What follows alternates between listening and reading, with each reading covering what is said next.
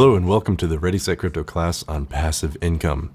So to kick things off, we're going to talk about the idea of passive income, what it means, how it's often misunderstood, and how we can use this powerful notion to make money passively with cryptocurrency.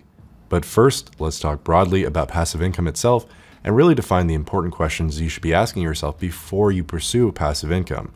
Hopefully, these are some lessons that you can take with you outside of crypto and into whatever form of investing and business passive income you're looking into. Now, the biggest challenge of entrepreneurship, consulting, and freelancing is that money often stops when you stop. If you aren't working, then depending on your strategy, the business isn't working, if not shrinking.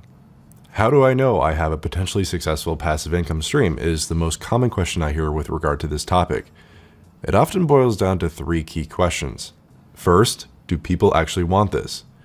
It's a simple question, but it strikes to the heart of the biggest problem, making products or services in a vacuum.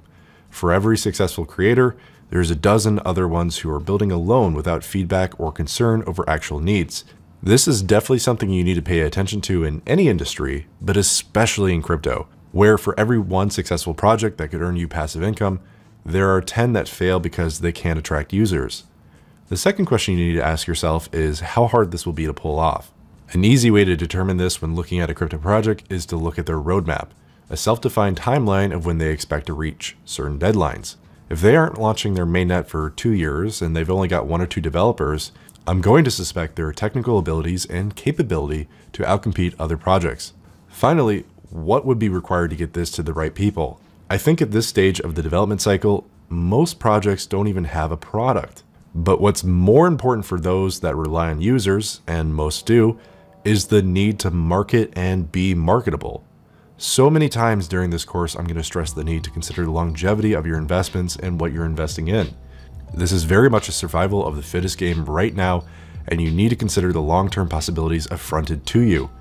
Now that we're more acquainted with what you need to be asking before you even consider investing in something with the goal of passive income in mind, let's now talk about passive income itself. So what is passive income really? Well, passive income refers to money that is earned without active effort. Sometimes this refers to the situation where a person is able to leverage an existing asset, such as property, to produce an income, for example, through leasing that property, without incurring effort or expense.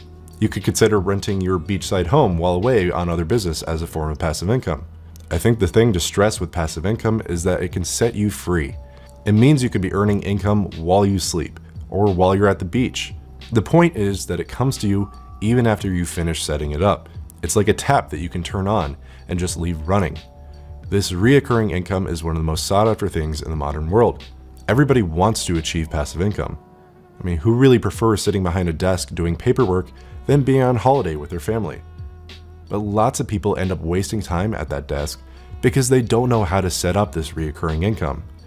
The hard part is turning on the tap in the first place and getting the money flowing. But when you've done that, you can just leave it to generate passive income for you and walk away, or even add another passive income stream. I think one of the most important things about passive income to stress is that it gives you more time. Passive income gives you more time to work on yourself. You're able to spend more time with your loved ones, and you're free to go on holidays as you wish. You can travel the world and do whatever you want. Of course, you can also choose to continue working and combine passive income with active income, or money that comes to you only when you're working. But the choice is yours. The point is, life is short, and too many people spend their time working jobs they hate in order to go on living and go on working other jobs they hate. It's a vicious cycle. And I think for most people, passive income can set you free from that trap. It allows you to work hard for a period of time, and then once you put your system into action, the momentum will keep earning you money from that point onwards. It's about working hard now so you can reap the benefits later. Because you're able to have complete control over it, passive income is so much more than a normal job. You decide how many hours to work on it, how much effort to put in, and you can add multiple streams of passive income from various sources. And if one stops working, you can just move on to another one. You can adapt and evolve your income streams depending on what works. In summary, there are many new things and many new opportunities to make passive income, and you don't need to be physically working to enjoy an income that you can live off of.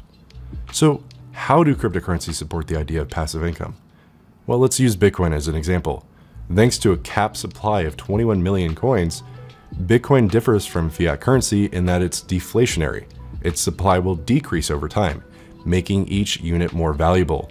For example, when Bitcoin's miners create a correct hash sequence, each block of transactions in the Bitcoin blockchain is sealed off. This process is called proof of work, and the miner responsible for verifying transactions is rewarded with an allocation of Bitcoins. This process ensures that the influx of new Bitcoins is slowing down and will eventually stop completely. And furthermore, is diminishing rewards that will eventually see miners turn to user-provided transaction fees as a means of income.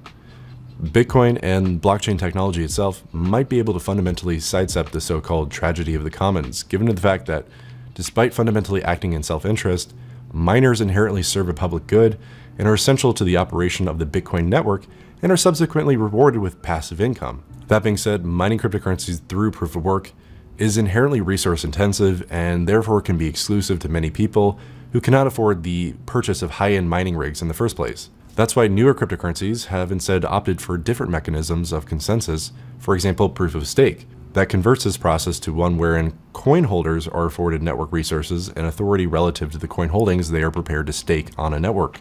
Essentially, while proof of work mining leverages processing power to solve increasingly difficult math problems, proof of stake verification attributes mining power to the proportion of coins held by the wallet in the first instance. And the really important thing to stress here is that mining and staking are just two of many methods we're going to discuss in this class about making passive income with cryptocurrency. This is such a big opportunity because there's a diverse array of different methods for you to possibly make passive income. I think when people think of making money with cryptocurrencies, they typically imagine someone maniacally day trading or constantly buying into new ICOs. However, there are many other ways to earn income from cryptocurrencies that are not as active and do not require as much time. The methods that we're going to discuss range from active to semi-passive to fully passive. Depending on your available capital and willingness to sign up for things, certain methods may be better suited to your current investment capability and/or personal preferences.